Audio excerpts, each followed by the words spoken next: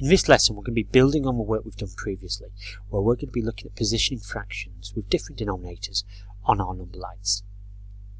So let's remember back to the strategies that we've already looked at. When working out a fraction on a number line, the first thing we're going to be looking at is how many equal parts has the number line been split into.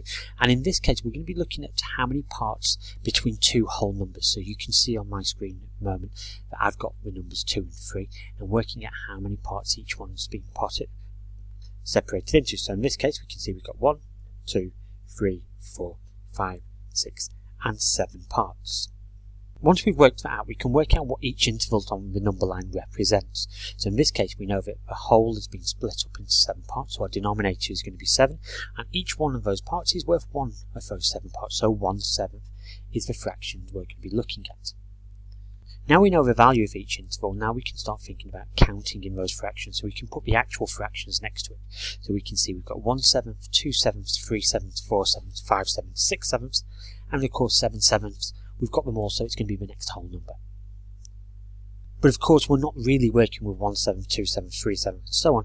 We're working with 2 and 1/7 because they're mixed fractions. We're working out what two whole numbers is the fraction between to give us that whole number to create mixed fractions for us. So let's move to our textbook now and look at our first problem. These first problems relate to our high jump picture, where we can see the competition that Alex, Olivia and Mo are currently taking part in. So for question 1a, we're told Alex, Mo and Olivia are practicing the high jump. Alex's jump is the lowest at 6/10 of a metre, and Olivia's jump is the highest. And our question is, how high did Mo jump? So the first thing what we need to notice here is, where is Joe's jump on the metre ruler? And then what do you notice about the position of Mo and Alex's jumps? Are they both less or greater than 1 metre? Then we can use the same strategies as we worked out on yesterday, so we can work out what each of those intervals is worth to calculate the answer. For question 1b, we're asked how high did Olivia jump? And again, let's think about where Olivia's jump is marked on our number line, and then let's think about whether it's greater than or less than 1 metre. And then let's think about about the interval markings between that 1 metre and 2 metres. Are they the same as the ones from 0 to 1 metre, or are they different? How can you use that information to help calculate the height of Olivia's jump? So for question 1a, your question is, how high did Mo jump? And for question 1b, how high did Olivia jump? So now pause the video and join me when you're ready to look at the strategies we used. So let's look at question 1a. So we're told Alex, Mo and Olivia are practicing their high jump, and Alex's jump is the lowest at 6/10 of a metre, and Olivia's jump is the highest. So the question here is, how high did Mo jump? And we can see that Mo's jump is in the middle, so it's between Alex and Olivia. That's the first thing we can notice. And when we look at this, we can instantly work out 2 bits of information. Alex has already told us that she jumps 6/10 of a metre, and that's the lowest amount, so we can identify exactly how far she's jumped. And then we know that Mo was the next one, and that he has jumped less than 1 metre. So now our next step is to work out how far Joe has gone, is how many intervals are between the 0 metres and the 1 metre.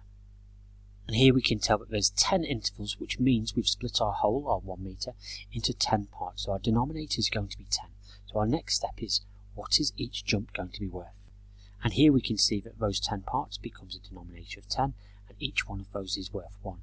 So Alex has jumped 6/10, so we can see that we have 1/10, 2/10, 3/10, 4/10, 5/10, and 6/10. So can we continue that counting pattern to work out the distance Mo has jumped?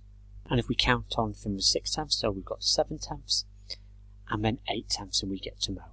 So with this, it's using the same strategies as we used yesterday, the idea of finding out how many intervals there were, what that denominator will be due to that, and then counting in those fractions until you get to the point that you need to be. So for Alex, we can work out how far she's jumped, and for Mo, we can work out how far he. So in answer to question 1a, how high did Mo jump, we can see that he has jumped 8/10 of a metre. For question 1b, we're asked, how high did Olivia jump? So now we know how high Alex has jumped, 6/10 of a metre, Mo has jumped 8/10 of a metre, so now can we use the same strategies to work out Olivia's jump? So on the number line, we've got Alex and Mo positions straight away.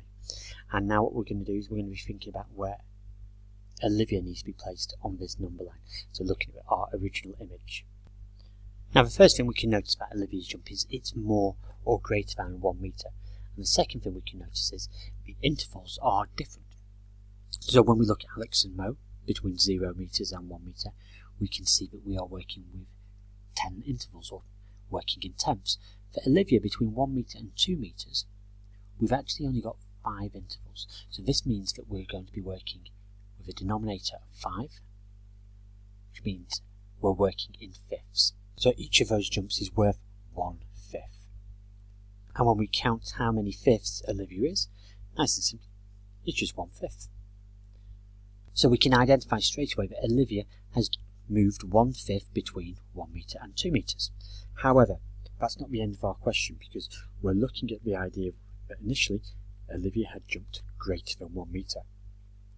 So the actual distance and height that she's jumped is coloured by the grey bar, and we can see that it's more than 1/5 because we have our whole metre that's attached to that, to give us 1 metre and 1/5. So in answer to question 1b, how far did Olivia jump?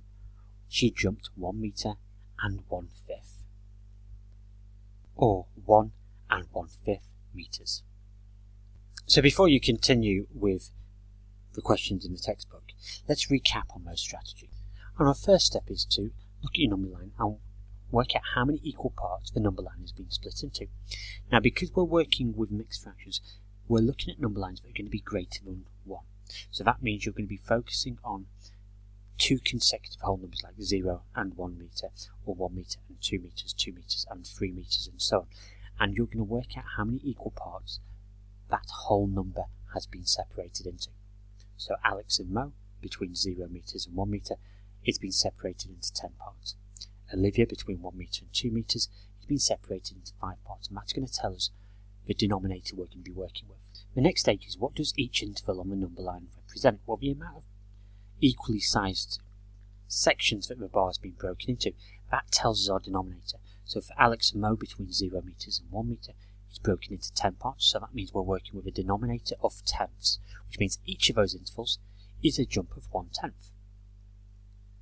We can then use that information to find out what fraction is each interval on the number line. So if we look at our number line here, we start with 0 metres, then we have 1/10, 2/10, 3/10, 4/10, 5/10, 6/10, which is where Alex is, 7/10, 8/10 where Mo is, 9/10, and then 10/10, which of course would be the whole, which would be 1 metre.